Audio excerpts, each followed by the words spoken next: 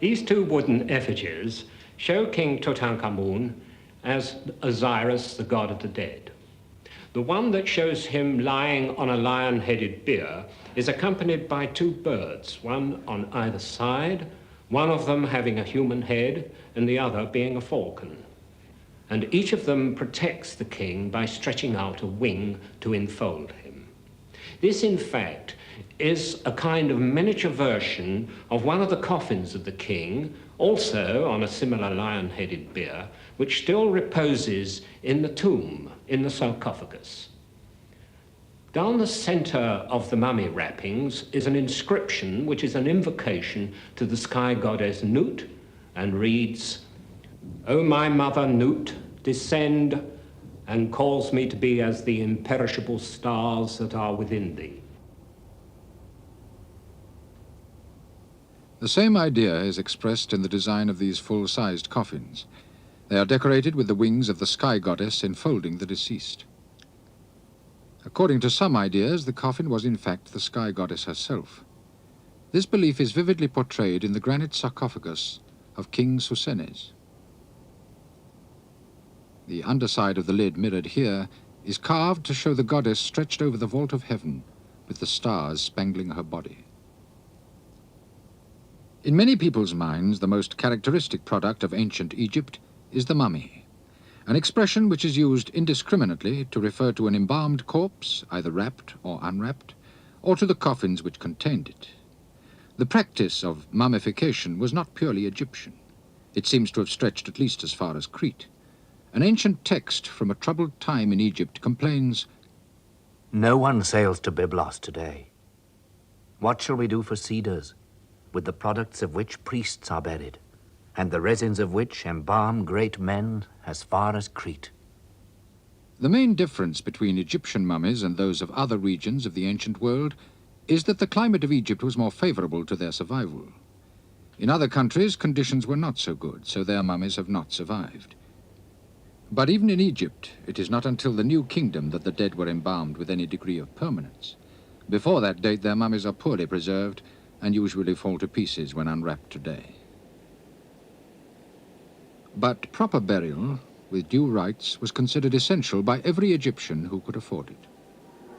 Remember the day of burial, the passing into bliss, when the night shall be consecrated to you with oils and bandages. A procession is made for you on the day when you are reunited with the earth. Your coffin is gilded, its head inlaid with lapis lazuli. You are placed upon the catafalque, and oxen draw you. Then the musicians shall await your coming, and the dance of the mummers be performed. The invocation offerings shall be made for you, and sacrifices performed at your tomb. All this elaborate ritual had simple beginnings. The prehistoric Egyptian buried his dead in the dry sand of the desert. The body was put in a crouching position as though awaiting rebirth. A few vessels containing food and drink were provided to see to his needs in the next world. Above the grave was apparently heaped a hillock of sand and stones. The idea was that this was a mound in which the rebirth of the deceased could take place. By the next period, such graves had become very much more elaborate. They now had subterranean chambers and storerooms.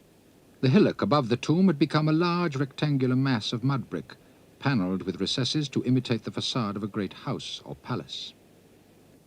This is the interior of an Old Kingdom tomb that shows how the development continued. The actual burial is at the bottom of the shaft. The deceased was now laid out in an extended position, plastered and painted to look like a living person. He had also acquired a coffin of stone or wood in the form of a house. The idea of the grave as a place of rebirth had thus been overlaid by the conception of the tomb as a kind of home, the mansion of eternity, as the Egyptians called it, where by magic the deceased could continue a ghostly version of the life he had once enjoyed on earth. This is not a royal burial ground, but the cemetery of some artists and workmen at Thebes.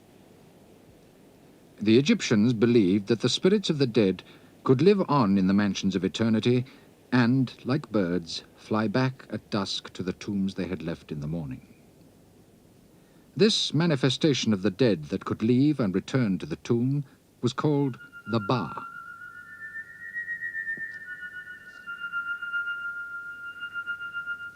It is usually pictured as a bird with a human head, like the one on Tutankhamun's effigy. The belief that the Ba, or spirit, or soul, continued to live in the tomb accounts for the vast elaboration of Egyptian funerary practices. In a tomb at Thebes, the goddess of the sycamore tree gives a draught of water to the dead man and his wife from their T-shaped garden pool. And their spirits, or Bas, too, cup their hands to drink from the same source.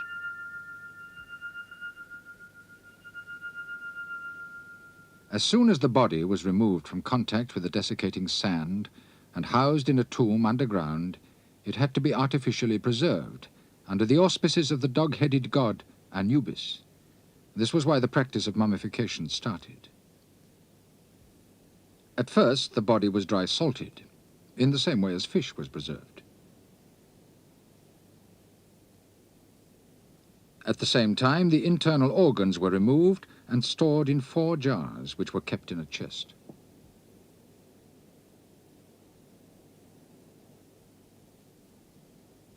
These jars often had elaborate stoppers carved in the likeness of the dead. The chief need of the dead was for food and drink. During the early periods, a special niche was made in the structure of the tomb, a blind door where food offerings could be laid by pious relatives of the deceased. Like their modern descendants in Egypt, they liked to visit the tombs of the dead on feast days and eat a meal in a kind of communion with the spirits of their ancestors. From this simple practice developed the great tomb chapels of the Old Kingdom, with their courtyards, corridors, chambers, and chapels. These were decorated with reliefs of the deceased in all his worldly activities. The simple offering niche, with a picture of the owner seated before a table of food offerings, became a large false door through which he could step to share in the daily meals. By now, the dead themselves were hidden away, far from the offering chamber. This led to the development of a substitute for the deceased in the form of a statue. This could be imbued with life by the magic ceremony of inscribing the name of the owner upon it and opening its mouth and eyes with the necessary ritual implements. It was then enclosed in a small room, with a hole through which it could receive the offerings. Similarly, figures of servants in stone or wood could be magically substituted for the real persons who, in prehistoric times, were slain in order that they might accompany their masters to the other world. This particular practice could only have been instigated by a serf-owning class. They alone could afford the richly appointed burial that would ensure an easy life in the hereafter. So the poor were excluded from such eternal bliss. If any future life was reserved for them, it is probable that it belonged to earlier beliefs, which were less concerned with material goods and worldly success. This much can be inferred from the persistence with which the poor robbed the tombs of their betters, despite every physical obstacle and religious deterrent. The robbing of the tombs of former magnates in periods of trouble and of anarchy eventually led men to question the old beliefs. One generation passes away and another takes its place. The former kings and nobles who rest in their pyramids and houses of eternity, their places are no more. Look what has become of them. I have heard the words of Imhotep and Hordadef, whose sayings are famous. Behold their places now. The walls are in ruins, as though there had never been. However, with the restoration of order and the coming of new periods of high civilization, the ruling classes revived the belief that the tomb was the mansion of eternity. This was particularly the case in the New Kingdom, some 1,300 years after the start of Egyptian history. At that time, the high values set upon worldly success and personal grandeur stimulated the funerary arts as never before. Hence the wealth of domestic furniture buried with Tutankhamun. But by the end of the New Kingdom, this idea had finally run its course. The dead man's worldly possessions have now shrunk to the little that could be put with the body in the coffin. On this alone was lavished whatever resources he could afford. The painted outer shell came to express his sole hope of immortality. The contents mattered less and less. Other different ideas of human destiny, which must date back to prehistoric times, are echoed in the texts inscribed in the later pyramids. According to these beliefs, the dead joined the stars that never set in the constellation of Orion and became merged into a vast cosmic order. O king, you are this great star, the companion of Orion, who crosses the sky with Orion, who sails in the netherworld with Osiris. You rise from the east of the sky, rejuvenated at your proper time. These concepts of a more spiritual existence after death belonged originally to the cult of the dead king, and showed themselves particularly in two doctrines that steadily gained a wider recognition. The first was the solar religion. This taught that the pharaoh was the son of the sun god, who, on death, flew away as a falcon to the horizon to be assimilated to his father in heaven. The significance of the effigy of Tutankhamun, supported by his spirit, or Ba, and his falcon, is that they symbolize that the corpse of the king is in the earth, while his spirit is in the heavens. The transfigured king may now accompany the sun god on his journey by boat across the heavens. One of the great shrines that covered Tutankhamun's sarcophagus shows this journey. The same doctrine is reflected in the design of the tombs of the early kings of Egypt.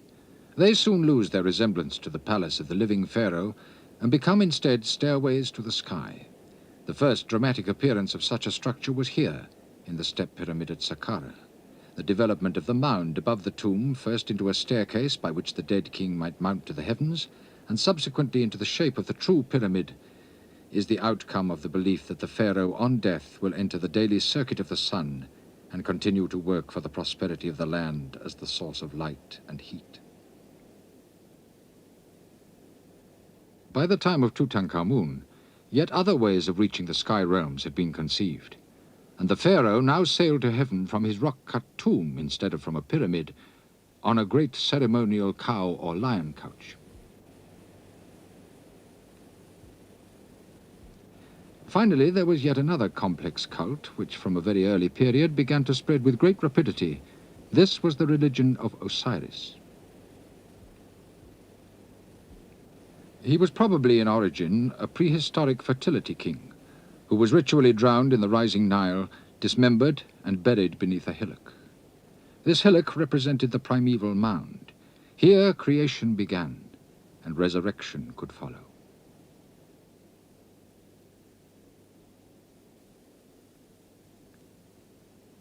The prehistoric Egyptians, before the dawn of Egyptian history some 5,000 years ago, may have regularly killed their kings as part of some fertility cult to ensure the continued abundance of their crops.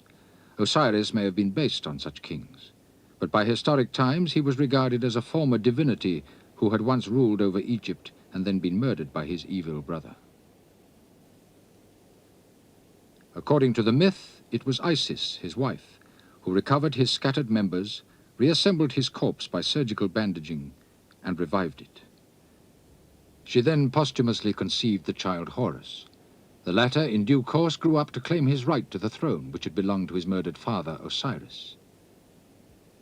The appeal of this oft-depicted legend lay in the idea that Osiris was a god who had died as a mortal and been resurrected as a power in the hereafter. Once there, he ruled over the dead, while his son Horus stood in his place as the ruler of the living. Horus was usually shown in the form of a falcon and was identified with the living pharaoh, as in this statue. The dead pharaoh was identified with Osiris.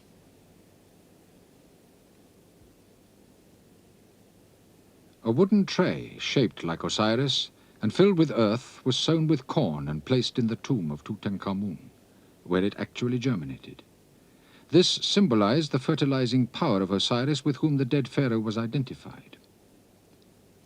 Originally, all such beliefs belonged to the royal burial only, but eventually the prerogatives of royal burial were seized by all manner of people.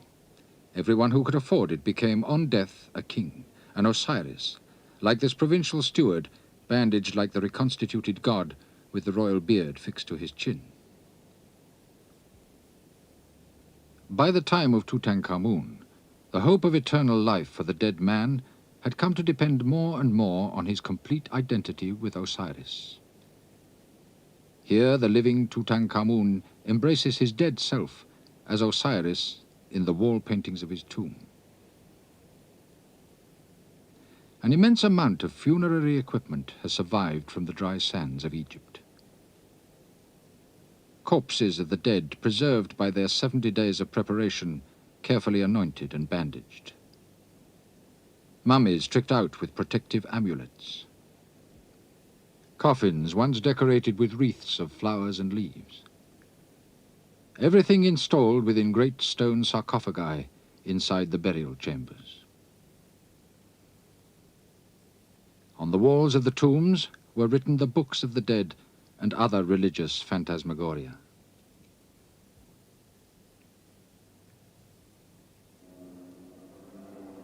The earthly possessions of the dead were stored with them in the burial chambers, in addition to such adjuncts as statues, shrines, figurines, and all sorts of tomb furniture.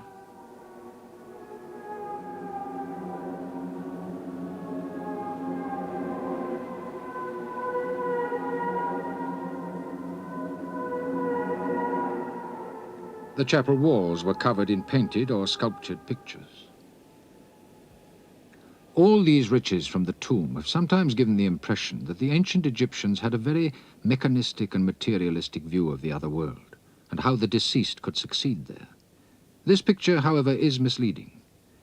The Egyptians, like the rest of the human race, really had very vague ideas of the next world, and their views about it varied from age to age. Death they regarded as a calamity which they hoped would not arrive until they had passed the ideal lifespan of 110 years. But despite their belief that they would repeat in death the material life they had lived on earth, doubts assailed them. And this dialogue between the god Atun and the soul of a scribe reveals that there was also a more transcendental viewpoint. O Atum, what does it mean that I must go into the wilderness of death? It has no water. It has no air. It is very deep, very dark, and it is limitless. You will live there without care, in a land of silence. But one cannot find there sexual satisfaction. I have put blessedness in place of water, air, and sexual pleasure, and peace of mind in place of bread and beer.